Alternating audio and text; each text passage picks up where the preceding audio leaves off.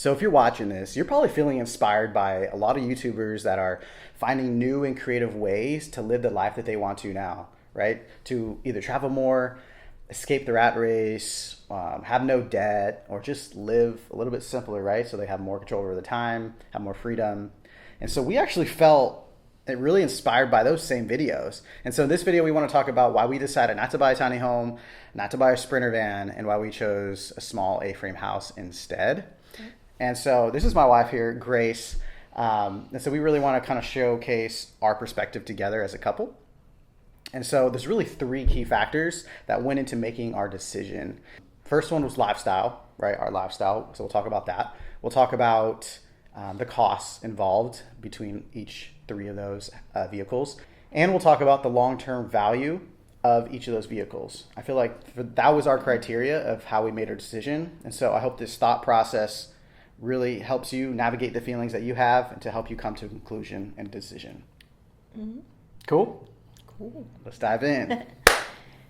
So lifestyle. Now, the first thing that we asked ourselves was, what was the lifestyle that we wanted to live? Like, what do we enjoy doing, right? Because whatever vehicle that we chose, we wanted to make sure that would fit that lifestyle. So it's really important to kind of take note of what you actually kind of like to do. And so I guess to give you an example, like for us and the reason why we chose a small A-frame, let's talk about a little bit kind of how we are. We're homebodies, for sure. Now we're kind of homebodies, right? Because you're expecting. Yeah. But I'm 29 and she's 30 now. And about like between 23 and 27, like we were just like on the go. Like we wanted to travel and we had more energy. yeah, we just wanted to travel, experience, see the world, see what's out there. And I think that's really good though. Yeah. Because we wouldn't have experienced or even found out about Michigan, right? And all the affordable homes and things like that and all the great people that are here. Definitely. So yeah, and really a big factor for us too was like a community, right? That's really important to us as we do go to church on Sundays and Wednesdays and things like that, right? So our faith is really important to us, but also being around a community that believes the same. And so that was really important to us as well. Yeah, and also being around our friends, just having like support, like our family and our friends. And I like to cook as well most of the time, and I like my space when I'm cooking. So that was like one of the factors too. Like if we were looking at other options, I felt like this was better, purchasing at home, because I would have more room and didn't feel like I was like cluttered. Yeah. And when you say family, I guess the only family that she has here is her sister. My sister, yeah. So it's like we don't have family, but we did, when we came here 3 years ago to Michigan, we did find a really cool church and really good people. And so like just like spending time with friends, like on a Saturday or Friday, like that was huge for us. Because I mean, like back in Portland, like we're just both working full time. Yeah. And we didn't have time to do anything. We didn't really have time, right? Saturdays was kind of just like for ourselves, or just kind of get our things together. And then everybody lives so far. At least our friends back. Yeah, our friends. It was just like too much, like traffic and everything. It would just take so long to just go see your friends. Like it could take like an hour and a half just to go visit friends, and then it would just like be quick, and then go back home and then do our same routine all over again. Yeah. And a big one big thing too is like we were thinking about having kids, right? So she's pregnant now, right? But like 2 years ago when we were deciding what should we do, should we buy a van, should we buy a tiny home, we were like, okay, yes, we do want to travel and things like that, but let's look at a little bit in the future. Yeah. We wanted kids.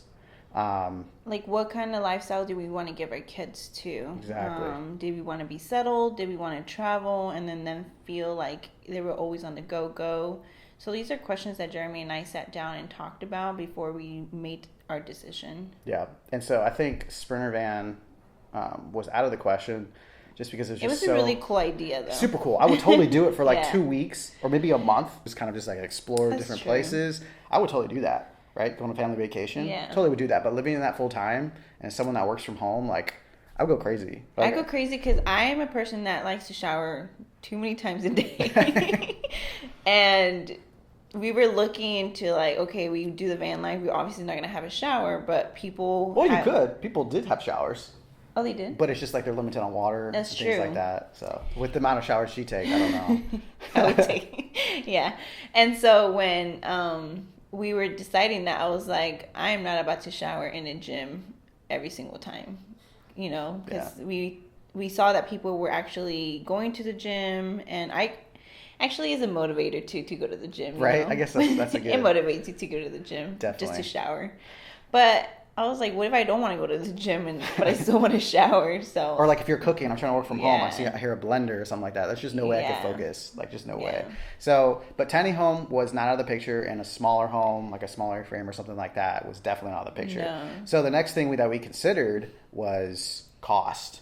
Yes. So let's talk about cost. Let's talk about with the Sprinter van, with the costs. I mean, based on what we were researching for like a new van, like starting at $30K all the way up, if you wanted like a nice Mercedes one, then it would be like up $70K or maybe even more than that, right? It was crazy expensive. It's crazy expensive. That is including like the remodeling that you have to do. And we're not like super handy. Like, I mean, I can paint, I can like do simple things, I can help people, right? But I can't like.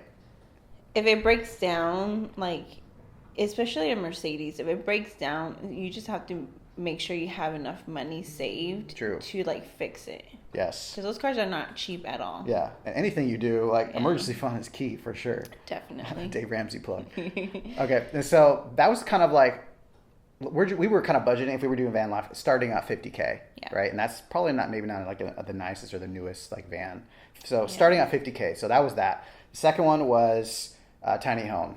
Yeah. Now, what we found, kind of like, we wanted more of like a 30 to 40 foot, like kind of like a bigger one, right? Because space was important to us. But we found like 60K was starting, right? For a decent one, like a basic one. This is when we were looking at them when they weren't even that popular. I know, yeah. Yeah, they were 2-3 years, they're kind of popular, but not as popular as now, for sure. Yeah. And so like, the prices have definitely skyrocketed, especially with the cost of lumber and things right now. So things are up. Things are up. So we were budgeting kind of like 60K, right? But then you got things like land. Now you got to figure out where you're going to park it, right? And so that was kind of like another stressful thing. Who are we gonna find? It's like, how are we gonna navigate that whole situation to rent somebody's land, right? And especially if we kind of wanted to get settled and have kids. And there's a lot of regulations too.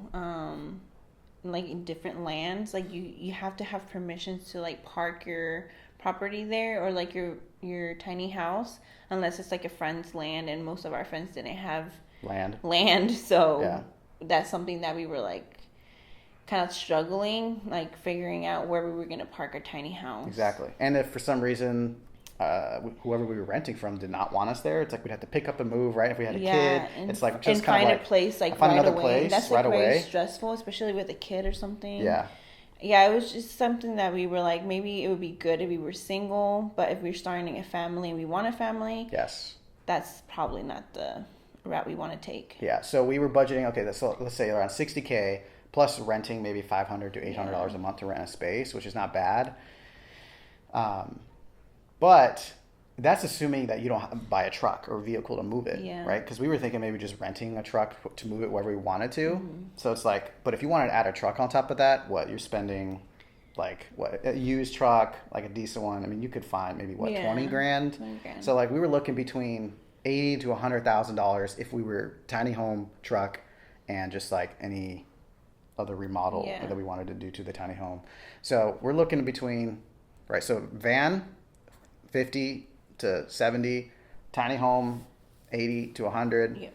And then when we actually discovered Michigan, or even just like the Midwest, we realized like small homes in the area. So cheap. There's a lot of homes still that are under $100,000, which was pretty incredible. Yeah. I mean, and just to note one factor here before we move forward, like whatever decision that we made, we had to make sure like we wanted to do this either debt-free, right? Or at least have most of it paid off, right? Because if we're going to make this lifestyle decision, we want to have more time, right? And less stress. Yeah, we weren't going to make a huge move if we were still going to be living the same lifestyle we were in Portland. Exactly. We might as well just stay in Portland if we were just going to be working full-time and just not even spending time together, which was one of the most important things for us. Exactly. So at this point, we're considering, okay, maybe tiny home, that wasn't off the table yet. Van life definitely was off the table at this point, but tiny home wasn't. But then small homes, even like this small A-frame that we're living in now, like we saw this home back when we were living in Portland, Oregon, and we were surprised it was still in the market when we got back here. But So we were considering a small home under 100,000 or a tiny home between 60 and 80, and really leaning towards the tiny home because we really like to travel. Yeah. Right. As now that's kind of transitioning to Homebodies, but it'll get old. We'll get the travel bug again here soon. Oh, definitely. So the third thing is the long-term value of the asset. That was really important, especially to me. But obviously, van life vehicles, they depreciate in value, and at some point they're just going to give up, right? 200, 300,000 miles, like they're just going to be done. So you're putting, I feel like, and you have to have like a plan B after that. Or what if you get tired of just living in a van? You have to have a plan after that. Yeah. And we just didn't want to like be thinking about that constantly. Yes. Behind our mind, or have that behind our mind. In our head somewhere, lingering around. Lingering.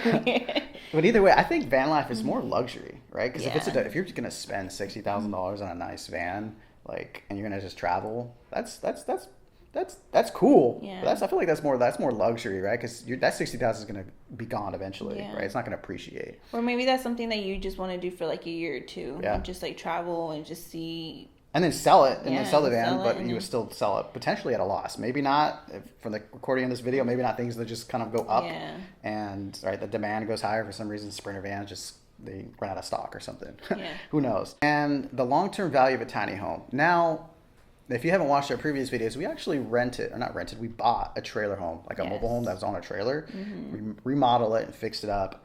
It's actually really nice. You know how Dave Ramsey, he's kind of against trailer homes buying those because they don't go up in value. Yeah. But I didn't see it that way because we saw a trailer home and we bought the trailer home that we bought was significantly less than the others around us and how they were valued. So we knew if we bought it and fixed it up, we could sell it. We wouldn't lose our money. And we wouldn't lose our money. And that's something that my dad kind of like told us, like either you spend $1,000 on rent in an apartment that you don't even like. We didn't even have a washer and dryer actually in our unit. Or you can just invest in a manufacturing home. And it's kind of like a bank. You get like your money just sitting there. And obviously we remodeled it. We would like get more money. So we would never lose money on. I wouldn't say buy a new manufactured home. No. Which we actually saw. We actually went to go see some. We went to go see some at one point. Yeah, at one point because we were thinking about what options, right? Yeah. And so, but definitely don't buy a brand new. I'm not gonna say don't, right? You can do whatever you want. Yeah. But we decided not to buy a brand new mobile home because we realized if we did that, like there's just typically they go down in value. Yeah, they do. Especially right if you're buying new. But if you're buying used and you fix it up, then you can make a little bit of a profit at least, or at least have your money invested in there. Maybe not make any profit. So that's kind of the route we took. So with tiny homes, it's kind of like the same thing. It's on a trailer, right? Now they're really trending and really hot. I don't feel like it's necessarily a bad investment at all because you can live in it for a little bit and save money. And then when you're ready, buy another home, right? As your family grows, and then rent out or Airbnb, short-term rental, Airbnb that tiny home, especially now because that's just really hot right now. Tiny homes are. And so I don't think that's a long-term value. I don't think that's a bad move at all, if that's the route that you want to take. Yeah. It makes sense if you buy a manufacturing home somewhere where it's expensive, kind of like the Northwest. But if you're moving to the Midwest, it doesn't make sense to like actually go that route. They're just not really... It's not a hot market. I mean, really, the Midwest is not as hot as the West Coast or even the East Coast. Because people are trying to figure out how they can live in a place where it's like actually affordable. Yeah.